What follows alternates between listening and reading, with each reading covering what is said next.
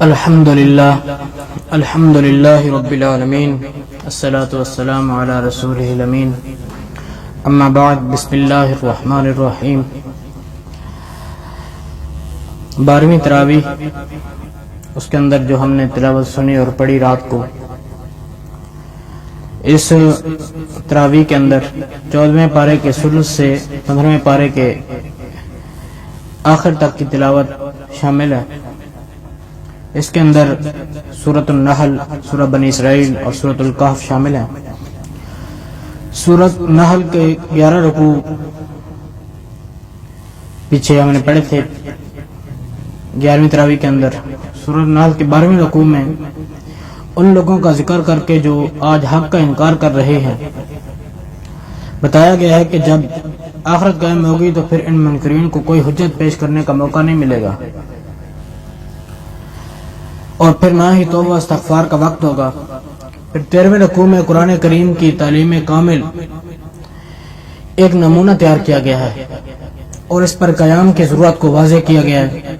14ویں رکوع میں وحی الہی کے بارے میں وضاحت کر دی گئی ہے کہ یہ افتراء اور گھڑی ہوئی چیز نہیں ہے، بلکہ اللہ رب العالمین سے عطا کردہ چیز ہے۔ 15ویں رکوع میں کفار مکہ کو بتایا گیا ہے کہ ان کے امن و اطمینان کی حالت اس وقت تبدیل کر دی جائے گی جب یہ کفر پر ڈٹے رہیں گے، کفر پر قائم رہیں گے، کفر کی وجہ سے یہ تبدیل کر دی جائے گی۔ 16ویں رکوع میں حضرت ابراہیم علیہ السلام کا ذکر فرمایا گیا اور مسلمانوں کو یہ بات بتائی گئی کہ تبلیغ میں کیا حکمت عملی اختیار کرنی چاہیے۔ نیز بتایا گیا کہ اللہ کی معیت ان لوگوں کے ساتھ ہے جو تقوی اختیار کرتے ہیں اور دوسروں پر احسان کرتے ہیں۔ اس کے بعد سورہ بنی اسرائیل شروع ہوتی ہے۔ اس میں 12 رکوع اور 111 آیات ہیں۔ اس کا نام بھی اکثر قرآن صورتوں کی طرح علامت کے طور پر رکھا گیا ہے۔ اس صورت کے اندر واقعہ معراج کا ذکر ہے، اس وجہ سے یہ صورت اس کا نام اسرا ہے اور اس کو بنی اسرائیل بھی کہتے ہیں۔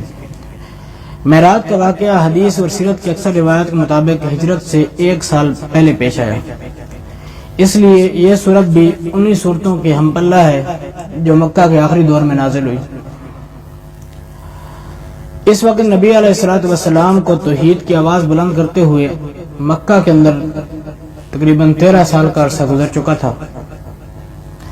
آپ صلی اللہ علیہ وسلم کے مخالفین کا آپ صلی اللہ علیہ وسلم کا راستہ روکنے کے لیے جو حربے انہوں نے استعمال کرنے تھے وہ کر لیے، جتنے جتن انہوں نے کرنے تھے وہ کر لیے، مگر ان تمام مزاحمتوں کے باوجود آپ صلی اللہ علیہ وسلم کی آواز عرب کے گوشے گوشے تک پھیل چکی تھی۔ اب وہ وقت قریب آ لگا تھا جب آپ صلی اللہ علیہ وسلم کو مکے سے مدینہ کی طرف منتقل ہو جانے اور منتشر مسلمانوں کو سمیٹ کر ایک جگہ لے کر جائیں اور وہاں پر ایک ایسی اسلامی ریاست بنائیں جو اسلامی اصولوں پر مبنی ہو۔ ان حالات میں معراج پیش آئی اور واپسی پر یہ پیغام نبی علیہ السلام نے دنیا کو سنایا۔ اس صورت میں تنبیہ، تفہیم اور تعلیم تینوں ایک متناسب انداز سے بیان کی گئی ہیں۔ تنبیہ کفار مکہ کو کی گئی ہے کہ بنی اسرائیل اور دوسری قوموں کے انجام سے سبق لو اور خدا کی دی ہوئی مہلت کے اندر سنبھل جاؤ، اور تفہیم کے پہلو میں بڑے دل نشین طریقے سے سمجھایا گیا ہے کہ انسانی فلاح کا دار و مدار دراصل کن چیزوں پر ہے۔ نیز توحید، معاد، نبوت اور قرآن کے برحق ہونے کی دلیلیں بڑے دل نشین طریقے سے اس صورت کے اندر بیان کی گئی ہیں۔ تعلیم کے پہلو میں اخلاق اور تمدن کے وہ بڑے بڑے اصول بیان کیے گئے جن پر زندگی کے نظام کو قائم کرنا دعوت محمدی صلی اللہ علیہ وسلم کے پیش نظر تھا، اور گویا اسلام کا منشور تھا جو اسلامی ریاست کے قیام سے 1 سال پہلے اہل عرب کے سامنے پیش کیا گیا ہے۔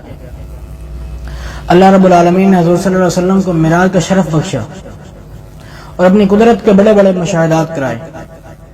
یہ پہلا موقع تھا کہ 5 وقت کی نماز آپ علیہ السلام کی امت کو دی گئی۔ اس سورہ مبارکہ میں اللہ رب العالمین نے 14 اصول بیان فرمائے ہیں۔ جن سے مستقبل کے مسلم معاشرے کی مہذب ترین جماعت تشکیل عمل میں آئی۔ ارشاد باری تعالیٰ ہے، پہلا اصول جو اللہ رب العالمین نے بیان فرمایا وہ ہے کہ عبادت صرف اور صرف اللہ رب العالمین کی کرنی ہے اور اس کا کوئی شریک نہیں بنانا ہے، اللہ رب العالمین کی صرف عبادت کرنی ہے۔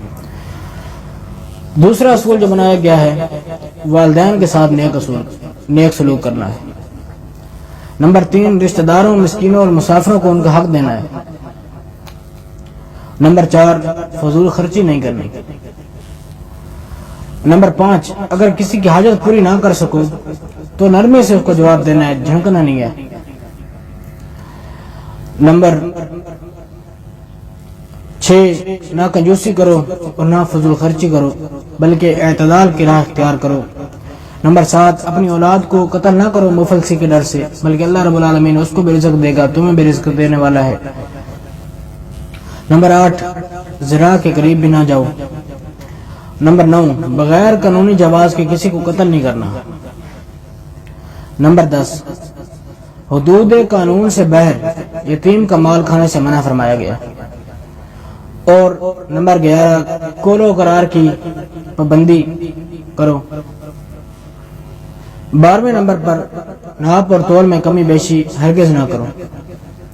اور پھر 13ویں نمبر کی جو بات بتائی گئی ہے، جس بات کا تمہیں علم نہ ہو اس کے متعلق پیچھے نہ پڑو، اس کے متعلق ٹوئے میں نہ لگو۔ اور 14واں اصول جو مسلم معاشرے کی کامیابی اور اسلامی ریاست کے اصول بتائے گئے ہیں، ان میں 14واں اصول جو ہے وہ غرور اور تکبر کی چال نہ چلو بلکہ تقوی کی چال چلو۔ یہ حکمت کی باتیں ہیں جو اللہ رب العالمین نے اپنے نبی علیہ السلام پر وحی فرمائی ہیں۔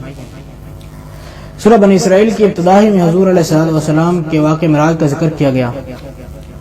اس واقعے میں مسجد اقصیٰ کا ذکر کر کے بتایا گیا کہ وہ برکت والی جگہ ہے، بیت المقدس سے تعلق رکھتی ہے، اور جن کے ساتھ بنی اسرائیل کو محفوظ کیا گیا۔ اب وہ برکات حضور صلی اللہ علیہ وسلم اور آپ صلی اللہ علیہ وسلم کی امت کے ساتھ مخصوص کر دی گئی ہیں۔ معراج نبوی میں گویا عروج اسلام کا تذکرہ ہے۔ مضمون کا رخ بنی اسرائیل سے امت محمدی صلی اللہ علیہ وسلم کی طرف پھیرا گیا ہے۔ یہ انہوں نے ان پر 2 مرتبہ اللہ رب العالمین نے ذمہ داری ڈالی اور 2 مرتبہ انہوں نے فساد کیا زمین کے اندر اور 2 مرتبہ ان کو سزا ہوئی۔ اس ذکر سے ایک طرف تو بنی اسرائیل کو سمجھانا مقصود ہے اور دوسری طرف مسلمانوں کو تنبیہ کرنا ہے۔ دوسرے رکوع میں بتایا گیا کہ اعلیٰ اغراض زندگی کو ترک کرنے کا نتیجہ یہ ہوتا ہے کہ وہ قومیں دراصل تباہی کے کنارے جا لگتی ہیں، اور اس ضمن میں بتایا گیا کہ انسان کا ہر عمل ایک نتیجہ پیدا کرتا ہے۔ یہ نتائج جہاں انسان کی نظر سے مخفی رہتے ہیں اور قیامت کے روز کھل کر سامنے آ جائیں گے۔ دنیا میں بھی جب کوئی قوم حد سے تجاوز کرتی ہے تو یہ نتائج کھلا رنگ اختیار کر کے سامنے آ جاتے ہیں۔ تیسرے اور چوتھے رکوع میں عمدہ اخلاق کی تعلیم دی گئی ہے۔ اس تعلیم میں تورات کی ساری تعلیم بھی آ گئی۔ اس کے ساتھ ہی تیسرے رکوع میں دوسروں سے نیکی کرنے کی تعلیم دی گئی ہے اور چوتھے رکوع کے اندر دوسروں کے ساتھ برائی کرنے سے روکا گیا ہے۔ 5ویں رکوع میں توحید کا مضمون بیان کر کے آخرت پر ایمان کی طرف توجہ دلائی گئی ہے، کیونکہ اس کے بغیر جب تک آخرت میں اعمال کے جزا اور سزا کا پورا یقین نہ ہو، اخلاق فاضلہ انسان حاصل نہیں کر سکتا۔ 6 رکوع میں قانون جزا و سزا کے بیان کو جاری رکھتے ہوئے عذاب خدا بندی کے آنے کا قانون بیان کیا گیا ہے۔ 7ویں رکوع میں حضور صلی اللہ علیہ وسلم کے مخالفین پر عذاب کا ذکر کیا گیا اور 8ویں رکوع میں کفار کی ان کوششوں کا ذکر کیا گیا جو آپ علیہ السلام کے خلاف کرتے تھے۔ دکھوں اور تکلیفوں کے بعد حضور صلی اللہ علیہ وسلم کو بادشاہت اور دولت کا لالچ دے کر خریدنا چاہتے تھے۔ بالآخر آپ علیہ السلام کے قتل کے منصوبے پر آ گئے، آپ علیہ السلام کو قتل کرنے کے در پر نعوذ باللہ آ گئے۔ 9ویں رکوع میں حق کی کامیابی کی عظیم شان بشارت دی گئی اور بتایا گیا کہ باطل پرستی اب اس ملک سے ایسی دور ہوگی کہ پھر دوبارہ نہ آئے گی، اور ضمن یہ بھی سمجھا دیا گیا کہ دنیا میں روز بروز توحید کا غلبہ بڑھے گا اور کفر مٹتا چلا جائے گا۔ 10ویں رکوع میں قرآن پاک کے اعجاز عظیم کا ذکر کیا گیا ہے اور یہ بتایا گیا کہ زہر پرست مخالفین زہر، کامیابی اور مال و دولت ہی کو معیار صداقت ٹھہرانے میں غلطی بنائیں۔ 11ویں رکوع میں انکار رسالت اور اس کی سزا کا ذکر ہے۔ 12ویں رکوع میں پھر شریعت موسوی اور اس کی صداقت کی طرف توجہ دلاتے ہوئے شریعت محمدیہ صلی اللہ علیہ وسلم اور اس کی حقانیت کا ذکر فرمایا گیا۔ اور آخری ایجاد میں سلسلہ بنی اسرائیل کے آخری نبی حضرت عیسیٰ علیہ السلام کے متعلق عقیدہ ابن اللہ کا رد کیا گیا ہے۔ اس کے بعد سورۃ کہف شروع ہو جاتی ہے۔ یہ قرآن مجید کی 18ویں سورت ہے۔ اس میں 12 رکوع اور 110 آیات ہیں۔ مکہ میں نازل ہوئی یہ سورت مشرکین مکہ کے ان 3 سوالوں کے جواب میں نازل ہوئی جو انہوں نے یہودیوں کے کہنے پر آپ علیہ الصلوۃ والسلام سے کیے تھے۔ مکہ کے کچھ لوگ یہودیوں کے پاس آئے کہ ہمیں کچھ ایسے سوال بتاؤ کہ جو آپ علیہ الصلوۃ والسلام سے ہم کریں اور آپ علیہ الصلوۃ والسلام ان سوالوں کا جواب نہ دے سکیں۔ تو انہوں نے یہودیوں نے یہ 3 سوال بتائے کہ یہ آپ علیہ الصلوۃ والسلام سے کرو۔ ان سوالوں میں پہلا سوال جو تھا وہ اصحاب کہف کون تھے،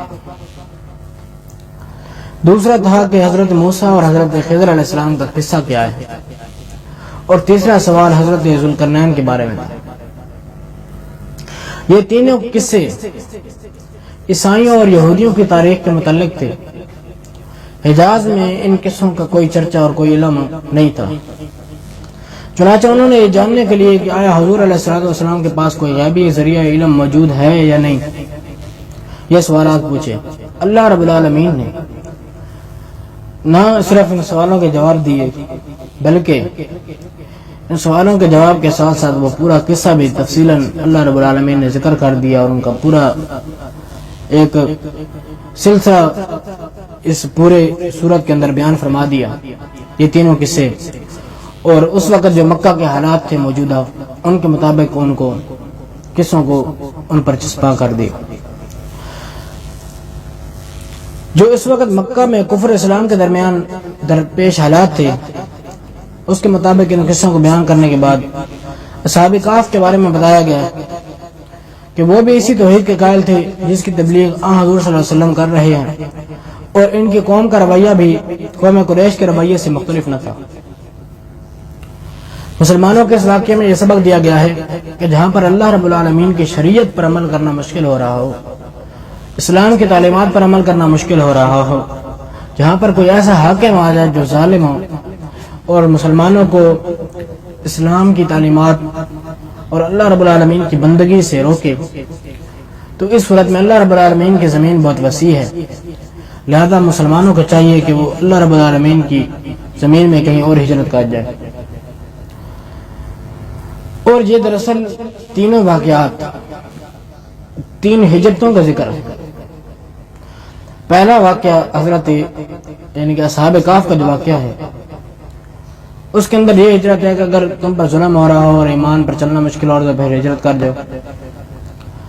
دوسرا حضرت موسیٰ اور حضرت خضر علیہ السلام کا واقعہ کہ جب تمہیں علم کی تلاش ہو، جب تم یہ چاہتے ہو کہ تم اللہ رب العالمین کے دین کو سیکھو اور اللہ رب العالمین کی حکمت بتائی ہوئی باتوں کو سیکھو، اور وہاں پر اس معاشرے کے اندر تمہاری یہ پیاس نہ بجھ رہی ہو، وہاں پر اس طرح کا علم نہ مل رہا ہو، تو پھر تم ہجرت کر جاؤ جس طرح حضرت موسیٰ علیہ السلام نے ہجرت کی اور حضرت خضر علیہ السلام کے پاس گئے۔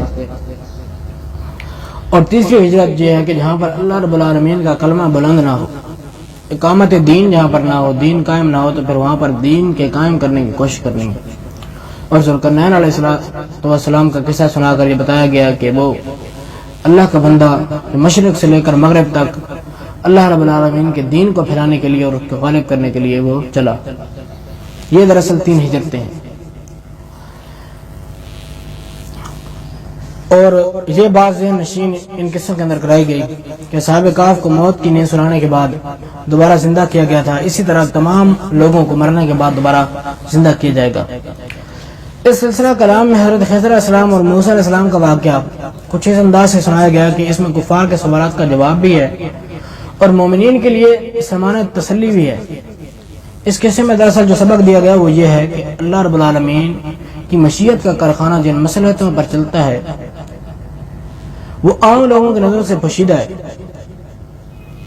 اس لیے انسان بات بات پر حیران ہوتا ہے کہ یہ کیوں ہوا اور یہ کیا ہو گیا، یہ تو بڑا غضب ہو گیا۔ حالانکہ اگر پردہ اٹھا دیا جائے تو معلوم ہو جائے گا کہ جو کچھ ہو رہا ہے ٹھیک ہو رہا ہے، اور بظاہر جس چیز میں برائی نظر آتی ہے آخر کار وہ بھی نتیجہ خیزی کے لیے ہوتی ہے۔ اس لیے اللہ رب العالمین کی مصلحت کسی کام کے اندر اور ہوتی ہے اور انسان کی سوچ اور ہوتی ہے۔ اس لیے جو اللہ رب العالمین کرتے ہیں وہی انسانوں اور مسلمانوں کے لیے بہتر ہوتا ہے۔ اللہ رب العالمین سے دعا کرتے ہیں کہ اللہ رب العالمین کہی سنی باتوں پر عمل کرنے کی توفیق عطا فرمائے۔ وآخر دعوانا ان الحمد للہ رب العالمین۔